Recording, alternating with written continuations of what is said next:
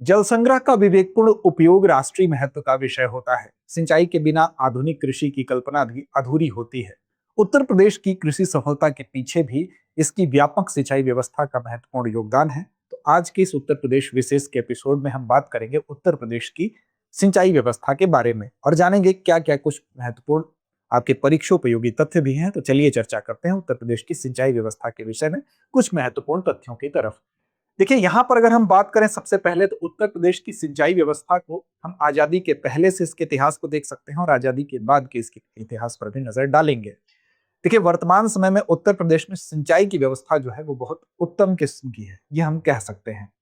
और आजादी से पहले भी इसके लिए प्रयास हुए थे, यद्यपि आजादी के बाद इसमें जो गति है वो बहुत बेहतर दिखाई देती है। अगर हम बात करें तो आप देखेंगे कि 1823 ईस्वी में इसी बात को ध्यान में रखते हुए सहारनपुर में प्रथम सिंचाई कार्यालय की स्थापना की गई थी। ठीक, इसके बाद आप देखेंगे 1830 में पूर्वी यमुना नहर को पुनः प्रारंभ किया गया। फिर 1854 में आप देखेंगे कि ऊपरी गंगा नहर का निर्माण किया गया।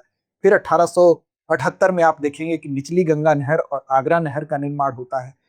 इसी तरह से 1885 तक आते आते बेतवा नहर के माध्यम से जालौन, झांसी और हमीरपुर जैसे स्थलों पर सिंचाई जो है वो प्रारंभ होता है। तो ये इतिहास जो है इसके पहले का है, यानी कि आजादी से पहले का इतिहास है। लेकिन जब हम स्वतंत्र होते हैं तो इस सिंचाई व्यवस्था में, सिंचाई सुविधाओं में और ज्यादा तीव्रता देखने को मिलती है। जैसे कि आप कुछ जो डेटा हैं उन पर अगर नजर डालेंगे तो ये बात और ज्यादा स्पष्ट हो जाएगी, क्योंकि भूमि उपयोग की सांख्यिकी ही इस चीज को बयां करती है। तो हम एक नजर उस सांख्यिकी पर भी डालेंगे, लेकिन फिलहाल आपको कुछ याद रखने वाले तथ्य कौन से हैं। तो 1823 में सहारनपुर में प्रथम सिंचाई कार्यालय की स्थापना याद रख लीजिएगा। 1830 में पूर्वी यमुना नहर का पुनरुद्धार मूल रूप से मुगल काल में निर्मित इसका हुआ, इस पर आगे भी हम बात करेंगे। 1854 में ऊपरी गंगा नहर का निर्माण कार्य पूर्ण हो गया। फिर 1878 में आगरा नहर और निचली गंगा नहर का शुभारंभ। 1885 में बेतवा नहर का निर्माण, जिसके माध्यम से ये सिंचाई हुआ। ठीक, इस तरह से बाद में भी ये क्रम चलता रहा, जो शारदा नहर और शारदा सहायक परियोजना में आपको देखने को मिलेगा, जिस पर हम आगे चर्चा करेंगे। लेकिन ये जो सांख्यिकी है इस पर एक नजर डालते हैं। तो सांख्यिकी में जो प्रमुख बात कही गई है उसमें यह है कि वर्ष 2023-24 के जो अनंतिम आंकड़े हैं उसके हिसाब से हम यहाँ पर बात कर रहे हैं। तो उसमें यह कहा गया कि शुद्ध सिंचित क्षेत्रफल जो है, शुद्ध सिंचित क्षेत्र जो है वो कितना है, 83.44% आपको यहाँ पर दिखाई दे रहा है। अब देखिए, शुद्ध सिंचित क्षेत्र का मतलब समझ लीजिए कि किसी भी जगह पर, जैसे मान लीजिए कि कोई खेत है। ठीक, अब इस खेत में मान लीजिए कि एक बार जिस जगह पर सिंचाई हुई वो क्या माना जाएगा, वो माना जाएगा शुद्ध सिंचित क्षेत्र, अगर एक बार उस जगह सिंचाई हो रही है तो। लेकिन अब इस खेत में मान लीजिए कि 6 महीने आपने कोई और फसल बोई और 6 महीने आपने फिर दूसरी फसल बो दी। तो आपने 6 महीने एक बार सिंचाई की सेम खेत पर और फिर 6 महीने बाद उसी पर दूसरी फसल है तो उस पर भी सिंचाई की गई, तो इसको शुद्ध क्षेत्र के अंतर्गत इसको नहीं माना जाता है। जब बार बार सिंचाई होती है तो उसको सकल क्षेत्र के अंतर्गत माना जाता है। तो सकल क्षेत्र का मतलब हुआ कि आपने अगर उसी पर दोबारा किया सिंचाई तो उसको भी ऐड कर लिया जाता है, यानी बार बार सिंचाई को जोड़कर जब हम बात करते हैं तो सकल क्षेत्र उसको कहा जाता है।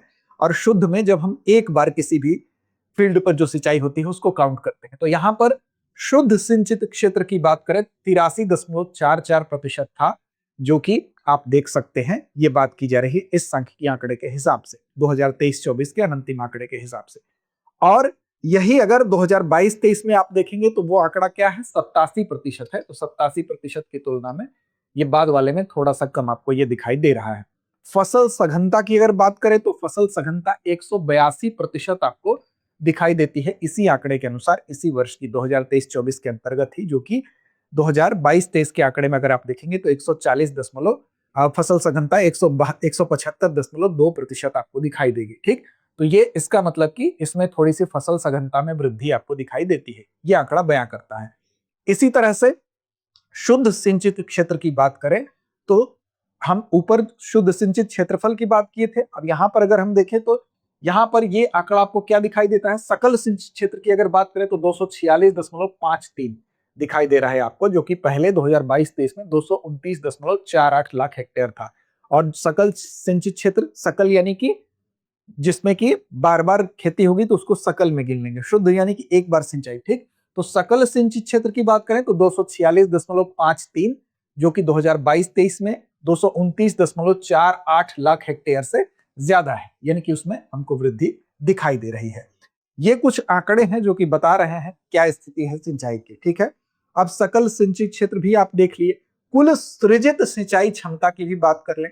सृजित सिंचाई क्षमता का मतलब क्या हुआ, पहले ये समझ लीजिए।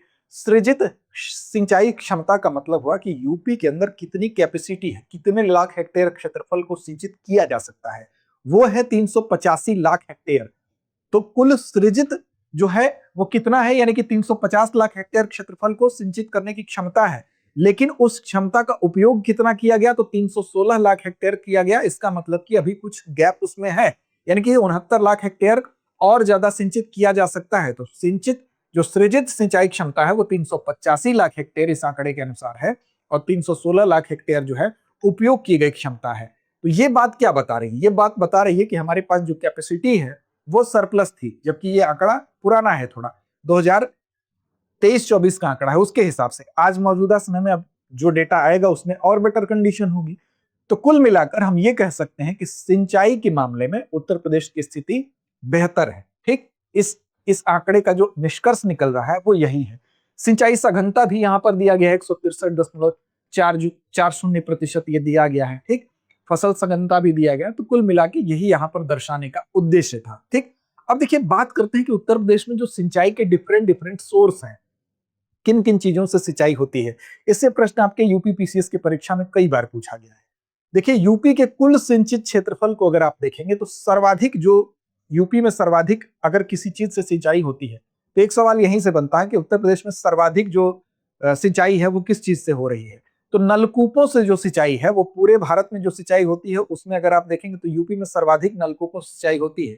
एक तो ये भी फैक्ट है, और नलकूपों से सिंचाई का जो प्रतिशत है वो भी अगर आप देखेंगे तो 74.1% जो सिंचाई है वो किससे हो रही है, नलकूपों के माध्यम से हो रही है। तो सबसे बड़ा प्रतिशत जो है उत्तर प्रदेश में सिंचाई का, उसमें सबसे एक नंबर पर कौन आएगा, तो नलकूप आएंगे, ठीक। तो नलकूपों से सिंचाई का जो प्रतिशत है 74.1%, ये आप याद रखेंगे। ये सिंचाई सबसे ज्यादा हो रही है किससे, नलकूपों से, ठीक।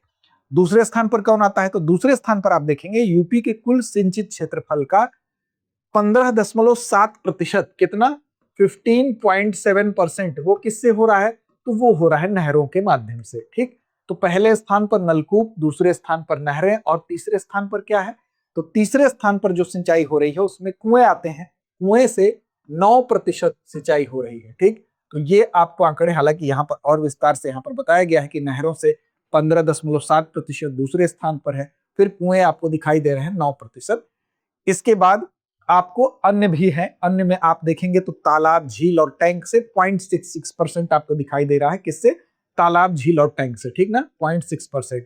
अन्य स्रोत जो है उससे भी 0.6% दिखाई दे रहा है, ठीक। तो इसको भी आप याद रखेंगे क्योंकि यहां से सवाल कई बार पूछे गए हैं, ठीक। अब सांख्यिकी डायरी 2024 ये कहती है कि यूपी में जो संचालित सिंचाई तंत्र है उसकी कुल लंबाई कितनी है, तो उसकी कुल लंबाई 75,091 किलोमीटर है। ये भी एक फैक्ट है, इसको भी आप देख सकते हैं। अब देखिए भूजल पर जो निर्भरता है उसका भौगोलिक विभाजन अगर आप देखेंगे तो आधुनिक नलकूप से जहां जिस क्षेत्र में सबसे ज्यादा सिंचाई हो रही है वो क्षेत्र कौन कौन सा है, तो देखिए ये वाला एरिया जो भी आपको दिखाई दे रहा है, यहां पर क्या हो रहा है, यहां पर इसमें जिसमें कि पश्चिमी और मध्य उत्तर प्रदेश का सबसे ज्यादा एरिया आ रहा है, जिसमें कि जिलों की बात करें तो मेरठ, मैनपुरी, एटा, फिरोजाबाद, इटावा, फर्रुखाबाद, बुलंदशहर, लखीमपुर खीरी, सहारनपुर, अलीगढ़ और बिजनौर का क्षेत्र है। यहाँ पर आधुनिक नलकूप का प्रभुत्व सबसे ज्यादा है, यानी नलकूप की सिंचाई के मामले में यहाँ पर इसका ज्यादा प्रयोग किया जा रहा है, ठीक। ये आप देख सकते हैं, ठीक। वहीं पर अगर आप देखेंगे कुएं से सिंचाई की बात करेंगे तो इधर आपको पारंपरिक कुओं का क्षेत्र सबसे ज्यादा कौन सा है, तो गंगा घाटी और मध्यवर्ती क्षेत्र, यानी ये वाला जो बेल्ट है यहाँ पर कुएं से सिंचाई हो रही है। तो पश्चिमी और मध्य उत्तर प्रदेश में सबसे ज्यादा सिंचाई जो है वो नलकूपों से हो रही है, और वहीं पर जब आप मध्य गंगा घाटी और मध्यवर्ती क्षेत्र में आते हैं तो सर्वाधिक उपयोग यहाँ पर किसका हो रहा है, कुओं का हो रहा है। तो यहाँ पर कौन कौन से जिले, जैसे गोंडा, बहराइच, बस्ती, अयोध्या, सुल्तानपुर, आजमगढ़, बलिया, रायबरेली, प्रतापगढ़, मऊ, इन क्षेत्रों में किससे सिंचाई हो रही है, तो कुओं से सिंचाई हो रही है। तो इन क्षेत्रवार विभाजन को भी आप देख लेंगे, कई बार यहां से भी सवाल उठा सकता है। ये जो फैक्ट आपको बताया गया कि 75,091 किलोमीटर का जो जाल है वो नहरों का भौगोलिक परिदृश्य है उत्तर प्रदेश सांख्यिकी डायरी के अनुसार। इसमें बहुत कुछ चीजें आपको स्पष्ट हो रही होंगी कि 2024 के अनुसार 2023-24 में राज्य में संचालित सिंचाई तंत्र जो है नहरों की कुल लंबाई को ये डिनोट कर रहा है, 75,091 किलोमीटर है। और इनका भौगोलिक वितरण ये आपको दिखाई दे रहा है। उत्तर प्रदेश के पश्चिमी भाग में जो ये वाला हिस्सा है, यहाँ पर नहरों का घनत्व, डेंसिटी सबसे ज्यादा किस भाग में दिखाई दे रही है? तो एक सवाल ये भी बन सकता है कि किस हिस्से में उत्तर प्रदेश के नहरों की सघनता या डेंसिटी सबसे ज्यादा है? तो पश्चिमी हिस्से में। ये भी आपको याद रखना है। नहरों का घनत्व सर्वाधिक पश्चिमी हिस्से में है और इस क्षेत्र की कृषि उत्पादकता का मुख्य आधार अगर पूछा जाए तो नहरें हैं। तो कॉन्सेप्चुअल फैक्ट यहां से आएगा, तो इसको गलत मत करिएगा, ये भी आपको याद रखना है। अब चर्चा कुछ नहरों की स्वाभाविक बनती है। जैसे ये आपको जो ये फिगर दिखाई दे रहा है, ये किसका है? तो यूपी के पश्चिमी भाग में नहरें आप जान गए, लेकिन इसमें कुछ नहरों की चर्चा यहाँ लाजमी है। जैसे पूर्वी यमुना नहर की हम बात करेंगे, ठीक। पहली हमारी जो नहर है वो है पूर्वी यमुना नहर, और पूर्वी यमुना नहर का ही ये चित्र आपको यहाँ पर दिख रहा है। पूर्वी यमुना नहर की बात करेंगे तो इसका उद्गम कहाँ से होता है? तो हरियाणा के यमुनानगर जिले से इसका उद्गम होता है। ताजे वाला जो आपको दिख रहा है, इसी के पास में यहाँ पर उद्गम ये आपको दिखाई दे रहा है, ठीक। और इसमें जल प्रवाह बना रहे, इसीलिए यहाँ पर हथनी कुंड जो बैराज है वो भी बनाया गया है, ठीक, ताकि इसमें जल प्रवाह हमेशा बना रहे। तो याद रखिएगा कि इसमें जलापूर्ति के लिए ही यमुनानगर जो हरियाणा है, उसी में हथनी कुंड बैराज का निर्माण भी किया गया है। तो उद्गम ताजेवाला के पास है, यमुनानगर जो जिला है हरियाणा का, वहां से इसका उद्गम होता है।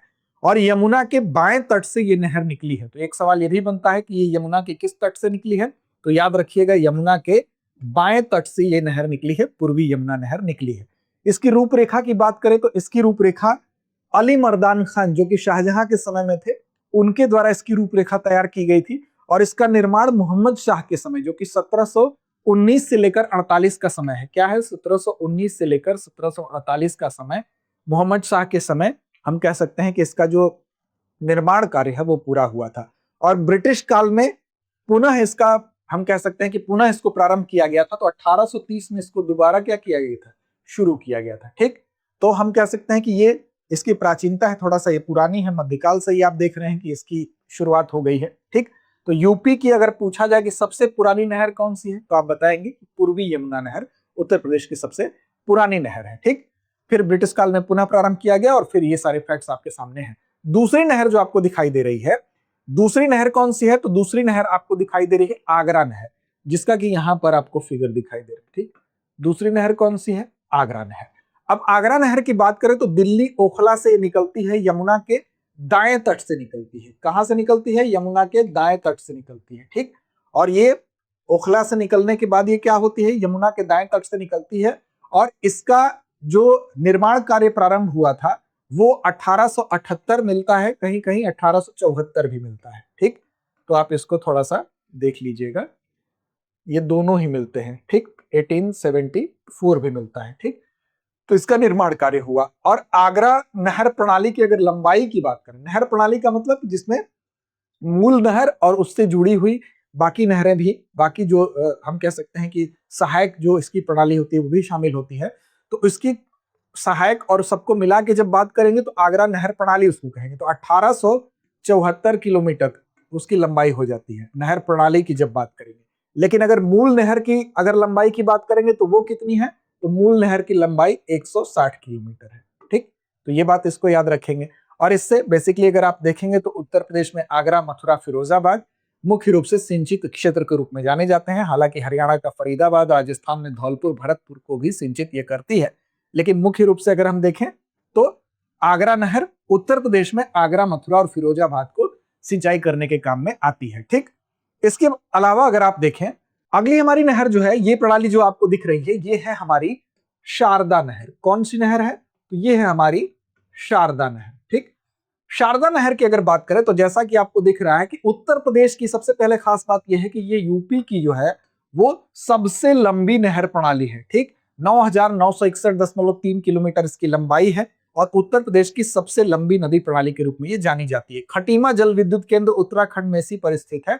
और इसका उद्गम कहां से होता है? तो इसका उद्गम होता है उत्तराखंड और नेपाल की सीमा पर बनबसा नामक जो जगह है, टनकपुर के निकट ये स्थित है, यहां से इसका उद्गम होता है, ठीक। और यहां पर इसके निर्माण की बात करें तो 1918 में इसका निर्माण प्रारंभ हुआ था और 1928 में इसमें जलापूर्ति शुरू हुई थी, ठीक है। अब 99,161.3 किलोमीटर क्या है?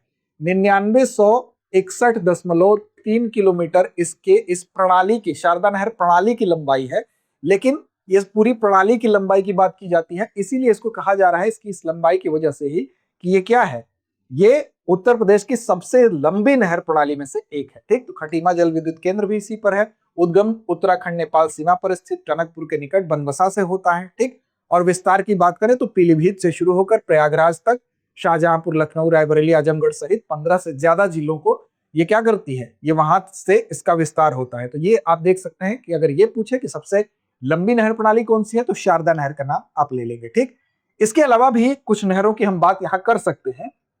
जैसे अगर हम बात करें, इसके अलावा हम बात करें तो आपको आगरा नहर की चर्चा हमने की, इसके अलावा ऊपरी गंगा नहर की चर्चा हम कर सकते हैं। ठीक, ऊपरी गंगा नहर की बात करेंगे तो क्या है, ऊपरी गंगा नहर की चर्चा हम कर सकते हैं। ऊपरी गंगा नहर की अगर बात करें तो हरिद्वार से इसका उद्गम होता है। इसकी प्रणाली की लंबाई 6496 किलोमीटर है। ठीक, लेकिन मूल नहर की अगर बात करें, ऊपरी गंगा नहर की मूल नहर की लंबाई कितनी है तो 298 किलोमीटर है। ये भी आप याद रख सकते हैं। और साथ साथ अगर हम बात करें तो सहारनपुर, मेरठ, मुजफ्फरनगर, फिर गाजियाबाद, हापुड़, बुलंदशहर, अलीगढ़, मथुरा, आगरा, एटा, फिरोजाबाद इत्यादि जगहों को सिंचने का काम ऊपरी गंगा नहर करती है। ठीक, इसी तरह से आपकी निचली गंगा नहर है। ठीक, निचली गंगा नहर है। अब निचली गंगा नहर की भी बात करें तो निचली गंगा नहर में आप देखेंगे कि नरौरा बुलंदशहर से निकलती है, और निचली गंगा नहर प्रणाली की भी लंबाई काफी ठीक ठाक है। 8278 किलोमीटर इसकी क्या है, इस प्रणाली की लंबाई है। यानी निचली गंगा नहर प्रणाली की लंबाई कितनी है, 8278 किलोमीटर है। और इसका निर्माण कार्य 1878 में प्रारंभ हुआ था। अलीगढ़, एटा, फिरोजाबाद, मैनपुरी, कानपुर, फतेहपुर, प्रयागराज इत्यादि को यह भी सिंचित करने का काम करती है। ठीक, शारदा नहर प्रणाली की आपको बात बताई दी गई है। इसके अलावा भी कुछ नदी प्रणालियां हैं जिनका नाम आप ले सकते हैं, जिनको आप याद कर सकते हैं। साथ साथ ये भी याद रखिएगा, जैसे शारदा सहायक परियोजना जो है, शारदा सहायक परियोजना, शारदा सहायक परियोजना की हम बात कर लें। इसके अलावा शारदा सहायक परियोजना की अगर हम बात करें तो ये अगर आप देखेंगे तो 1968-69 में शारदा सहायक परियोजना का निर्माण शुरू हुआ था, और 1974 में उसमें जलापूर्ति, 1974 में क्या हुआ था, इसमें जलापूर्ति शुरू हो गई थी। ठीक है ना, ये भी याद रखिएगा। इसके अलावा बेतवा, रामगंगा और सरजू नहर का भी उल्लेख यहाँ पर किया जा सकता है, जिसके माध्यम से क्या होता है, यहाँ पर सिंचाई का काम किया जाता है उत्तर प्रदेश में। ठीक, तो उत्तर प्रदेश में प्रमुख नहरों को अगर हम देखें तो पूर्वी यमुना नहर जो कि ताजेवाला यमुना नदी से निकलती है, 197 किलोमीटर लंबाई, 1830 में इसका पुनरुद्धार किया गया ब्रिटिश काल में। ऊपरी गंगा नहर जो कि हरिद्वार गंगा से निकलती है, 6496 इसकी पूरी प्रणाली की लंबाई की बात कर ले तो है, प्रारंभ वर्ष 1854 यहाँ पर दिख रहा है। इसी तरह से आगरा नहर की बात हमने की, ओखला यमुना नदी से निकलती है, 1878 में है। निचली गंगा नहर की बात कर ले, नरोरा गंगा नदी से निकलती है, ये लंबाई आपको दी गई है 1878, इसका भी समय है। शारदा नहर की बात हमने की, बनबसा टनकपुर के पास से निकलती है, और ये सबसे लंबी नदी प्रणाली यूपी की है। ठीक, 1928 में इसका प्रारंभिक वर्ष है। तो ये एक आप प्रैक्टिस के लिए, ये मतलब शॉर्ट फॉर्म में याद करने के लिए इस स्लाइड को आप स्क्रीनशॉट ले सकते हैं। ठीक है, अब देखिए यहाँ पर ये जो पूरी नहर प्रणाली है, बेसिकली उसका उद्देश्य यही बताना था कि मुगल काल की नहरों से लेकर आधुनिक पनबिजली परियोजनाओं तक जो बुनियादी ढांचा है वो उत्तर प्रदेश के निरंतर विकास को दर्शा रहा है। ठीक है, और यहाँ पर राज्य के 83.44% जो शुद्ध सिंचित क्षेत्र है, और साथ साथ 75 से 91 किलोमीटर लंबा जो नहर तंत्र है, ये केवल आंकड़ा नहीं है बल्कि एक ऐतिहासिक अकाल प्रवण भूमि, यानी जो अकाल से ग्रसित रहने वाली भूमि थी उसको सिंचाई के ही माध्यम से अन्न भंडार में बदलने की एक पूरी कहानी है, पूरी गाथा है। तो उम्मीद है कि इस पूरी कहानी को आप समझे होंगे, इसके इतिहास को समझे होंगे, और ये भी समझे होंगे कि ऐसी भूमि जो कभी जहां पर अन्न नहीं उपजता था, अब वो अन्न के मामले में अग्रणी बना है, तो उसमें सिंचाई का योगदान है। इसी वजह से सिंचाई के बिना आधुनिक कृषि की कल्पना अधूरी है, ये बात कही जाती है, और उत्तर प्रदेश की कृषि सफलता ने इस कहानी को बखूबी बयां किया है। इसलिए जल संग्रह का विषय, विवेकपूर्ण उपयोग एक राष्ट्रीय महत्व का विषय कहा जाता है। ठीक, अब आते हैं अभ्यास प्रश्न की तरफ। वर्ष 2023-24 के अंतिम आंकड़े के हिसाब से उत्तर प्रदेश का सकल सिंचित क्षेत्र कितना था? विकल्प आपके सामने है, 136.5 lakh hectare, 229.48 lakh hectare, 246.53 lakh hectare, या 316 लाख हेक्टेयर। तो इसमें से सही जवाब का चयन कीजिए।